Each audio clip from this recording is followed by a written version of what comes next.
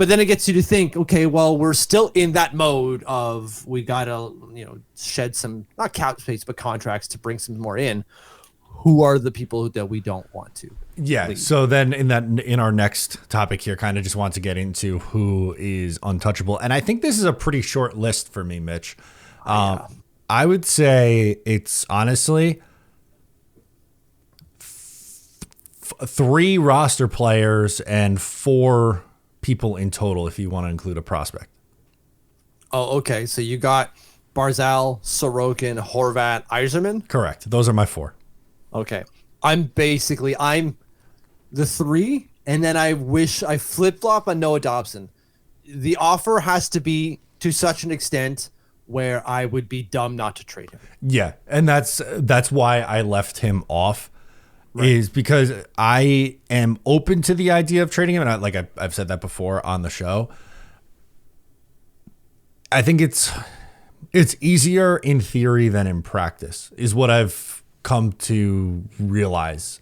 And Dobson's played better too, so maybe that's part of the reason why I've become a little bit more wishy-washy on that subject. But at the end of the day, still, I think it's likely that he stays. So you could make the case to put him on this list, but I'm not hearing that name and immediately hanging up the phone. I'm saying, all right, what do you got, kind of thing. Yeah, absolutely. I'm listening to the offer. I think the big problem for me when it comes to Noah Dobson is not only what can we get back, it's how do we replace that? Because you can make Ryan Pulock your number 1 guy, but he is 30 years old, going on 31, isn't he? No, he just turned 30 in October, so we're good for a while here. But still, 31 years old, this can fall off at any time. It's not as bad as someone like, let's say, Anders Lee, who's 34 and plays a power forward role. But after Ryan Pulock, where's your right-handed depth? Scott Mayfield? Holy shit, that fell off a cliff real fast. Yeah, and Pulock unfortunately has gotten banged up a little bit over the years too. Yeah, and Mayfield was not good today. I didn't think. No, God no. But also too with Pulock, I don't think he's a number 1 or not a number 1, but a top pairing guy at this point in his career. I think he's a solid second pair guy. Yeah, he's Ryan McDonough going to the Tampa Bay Lightning, and allowing them to become cup competitors or champions even twice. Yeah. Right. Adding him, you took a top pair guy on no longer a championship caliber team and put him on your second pair, and that just opened things up, exploded, because you put someone where he was supposed to be, and that's Ryan Pulock right now. I have slightly off topic, but while we're talking Pulock, I have a take that I want to share with you. Okay, fire away. I think I like Romanov Pulock as the second pair. I know we've I know we've talked a lot of Romanov Dobson, but George Dobson's growing on me with Romanov Pulock as a second pair.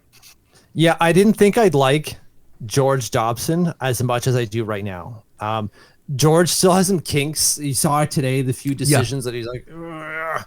The Dauber too, obviously. But if they figure it out, their ability to move, just physically move, is insane. And then these other 2 guys shut it down. They're just so solid together. I think that's not as spicy. It shouldn't be as spicy. Someone hearing that shouldn't be like, "Oh, that's a hot take." I don't think it is. I think it's a very sensible take. Yeah, and I didn't mean it as this is going to be like some bombshell take here. Get ready, but just because we've talked a lot about Romanov being stapled to Dobson's side. Yeah, but I think it's working right now. What the Islanders are doing, at least with those 2 guys, they have. Third pair is kind of in shambles right now with Mayfield and the rotating cast of Chalowski and Grant Hutton. Maybe Pelech could stabilize Mayfield, but that might be a little bit optimistic. It might, and that would be okay, right? If you're getting Adam Pelech to play 18 to 20 minutes, maybe you're getting the best out of Adam Pelech. We've talked about it before, and other people as well have mentioned, sometimes less is more, specifically with Noah Dobson. Today was a good example of that, 1840 for Noah Dobson, and he was good, 2 assists. Right? You don't have to stress him out. And when it comes to putting him into high stress situations, he's not tired. So he can make those decisions appropriately.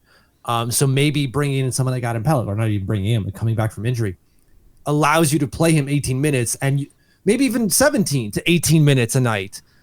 because you're playing Adam Pelech 16 to 18 minutes instead of Dennis Chalowski at 12. It allows you to do a lot more, and you don't have to worry about your third pair. And also, granted, this is a completely different decor than in the years I'm about to reference, but when the Islanders were at their best, they weren't running out one specific pair for like 24 minutes a night. Everyone was pretty much 18 to 20 minutes a night.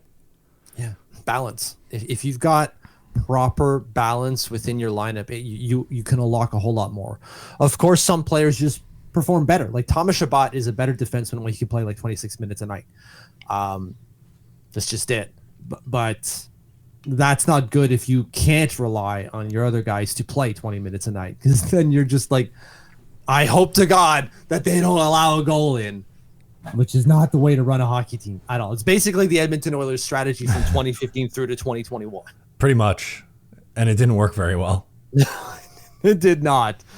But sorry, going back to the right-handed depth in terms of arguing whether Noah Dobson is untouchable or not, you go Ryan Pulock, Scott Mayfield, and then what? Aiden Fulp? Yeah, that's not good. That's not good enough. And if you're trading Noah Dobson, you better also be getting a right-handed defenseman who could be a top pair guy. Yeah, you have to be trading him for so many, like 3 pieces minimum. Roster piece, first round pick, plus. And even then, it's got to be a blue chip right-handed prospect. Yeah, I would say so also, which makes me maybe we should put him on the list then for that reason, because you're probably not going to get the return that you want. Exactly. So he's there for me, but it's kind of like I preface. He's like, there's a big asterisk next to his name, because I'll listen. If you're calling me about Matthew Barzal, I'm not answering. Not because I think he's some superstar elite player. I think he's a star player. But I also know that I'm not going to get the value out of that deal. I'm never going to win that trade. If you like that, make sure to subscribe to Up the Turnpike on Patreon for more exclusive New York Islanders content.